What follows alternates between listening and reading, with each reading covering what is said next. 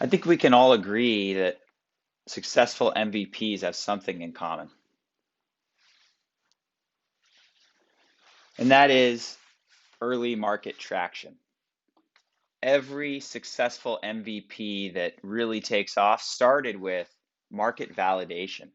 They had an audience of buyers begging them for the service. And so, what most people do is they start with an MVP. They get into that build, measure, and learn phase, um, and build out a minimum viable product. But the problem with that is that they're not actually building a market viable product. And they're actually skipping the first two MVPs, the two of the most important MVPs that make the third, the market viable product, so successful. The three MVPs are what make up the dream team. So what you need to do is go to market first and then build second. Most people do this backwards. They build first and then they go to market second. And so what this results in is having to really work hard for sales for your SaaS and sometimes retrofitting your product to fit the needs of the market after you've built it and then gone to market to find out what they need. And so what you need to do is build a market viable pitch and add that to a market viable prototype.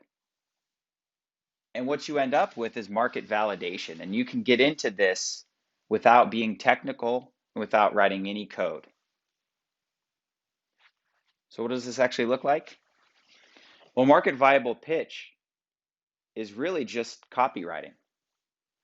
If you can't get people excited about some words on a page that are going to help them and solve their problems or help them fulfill their desires, then you should not move forward to the rest of the steps that are way more expensive and difficult. So start with the market viable pitch. All in, you're looking at maybe 21 hours.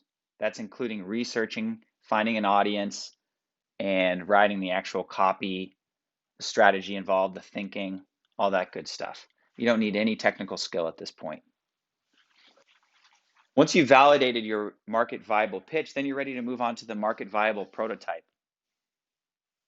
So here's an example of a prototype that I made.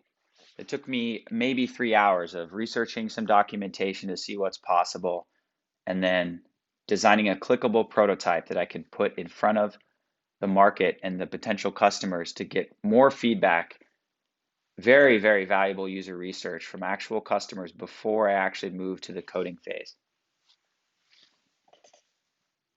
And so once you've validated your market viable pitch, you've validated your market viable prototype, now you're ready to move into the phase that everyone is always so excited to start with, the MVP phase that everyone thinks about, the market viable product. I'm a builder. I love to get into this phase, but it's so important to stop and first do the previous MVPs, your pitch and prototype, before you get to this, because this is the most expensive phase. You don't know how long it's going to take and how much it's going to cost exactly. So you need to do your market due diligence before you get to this point. And so when you invest in the dream team of MVPs, you build anticipation with your audience of buyers and the people that are going to be giving you money.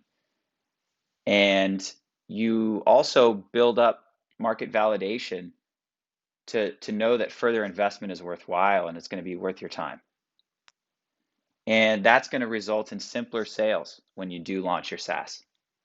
And so what you need to start with is writing a market viable pitch. Then you design a market viable prototype. And then finally, you're ready to build your market viable product.